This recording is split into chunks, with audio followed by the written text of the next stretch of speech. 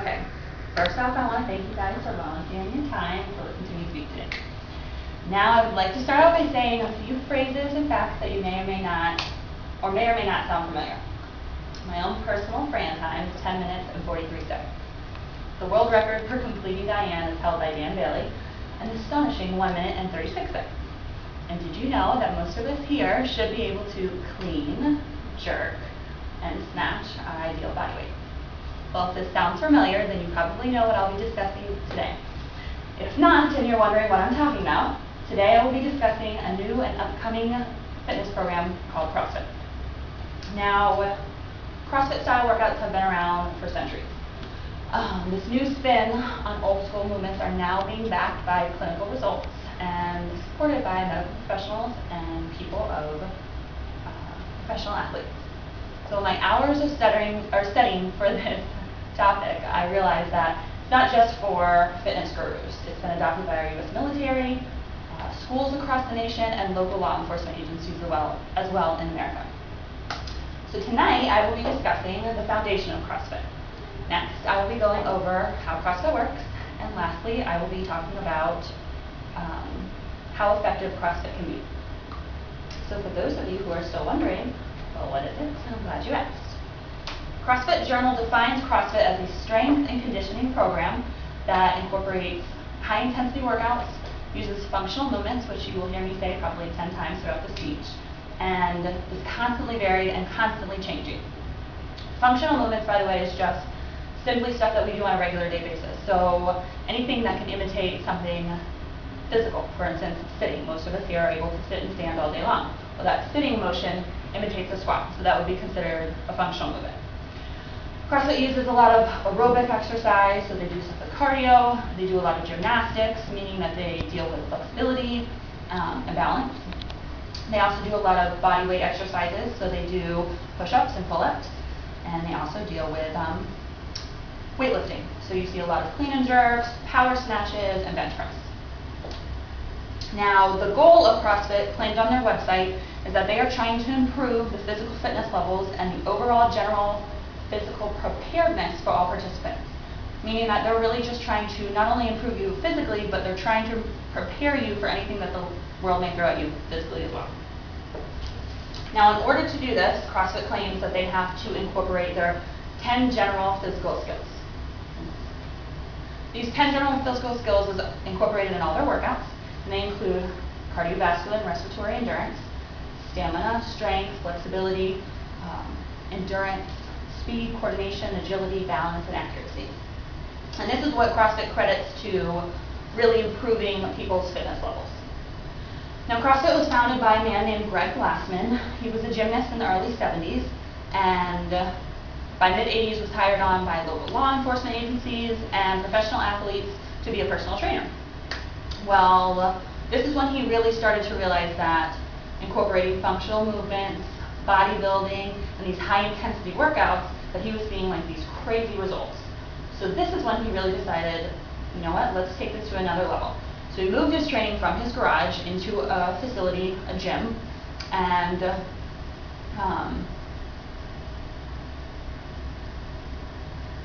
in 1995, he did that in 1995. And in 2001, he launched a website, a CrossFit website, which he credits to really taking CrossFit to a whole nother level. And so now that we know a little bit about what CrossFit is and where it came from, let's talk about how it all works. Now, CrossFit, just like any other gym, or box as CrossFit calls them, you would join and pay a fee or an annual fee to be able to attend this gym. Here at the gym you find very simplistic stuff, just like we have on the slide: pull-ups, boxes to jump on, weights to lift, tires to flip, very, very simple functional movements that you can use on an everyday basis. Here you'll find personal trainers and coaches that are trained and certified in level 1 certification, meaning that they can train you effectively and efficiently and safely, more importantly, in CrossFit. According to their website, they have over 6,200 gyms or boxes in America, and 300 of them lie here in Florida. Now, once you've paid your fees and you join the gym, you then go to a class, just like you would go to a class at a regular gym, like a cycling class or a spin class. You would go to a class and do your workout of the day, which brings me to my next point. CrossFit calls their workout of the day a WOD.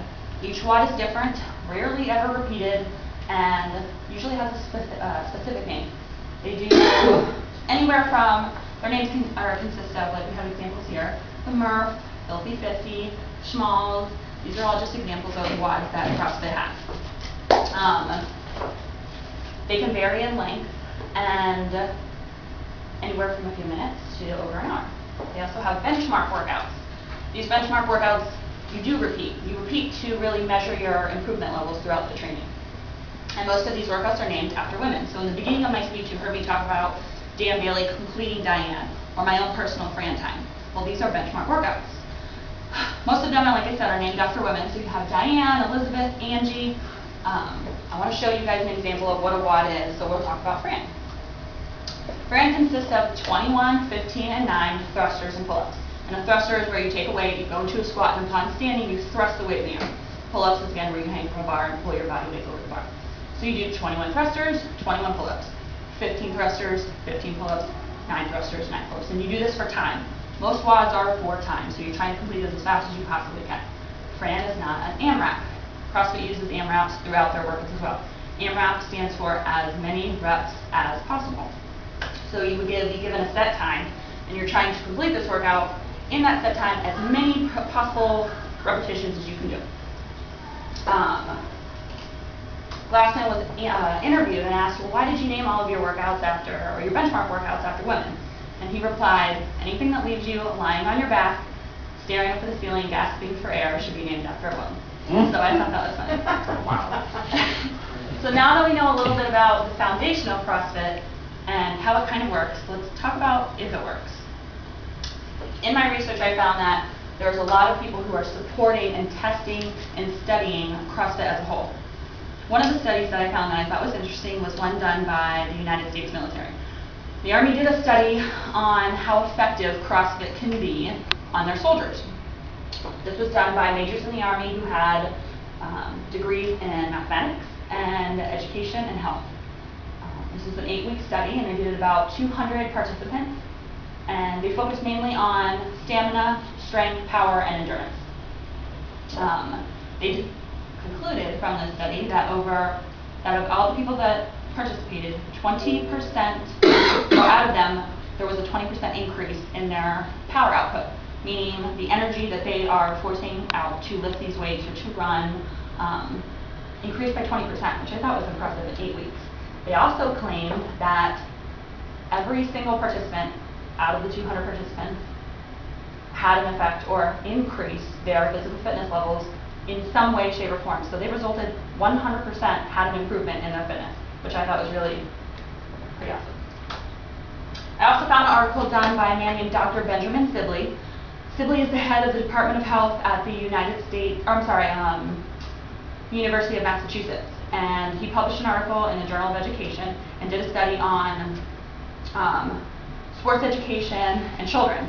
Well, he concluded from this study that out of these 100 participants, that he found combined with the sports education and CrossFit, that these children at the middle school and high school levels improved their fitness levels.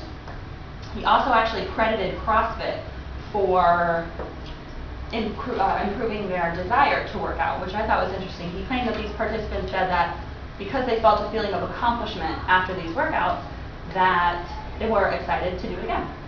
And CrossFit actually does scale down their workouts for children. They do a whole CrossFit Kids that they gear towards children, which I thought was really cool.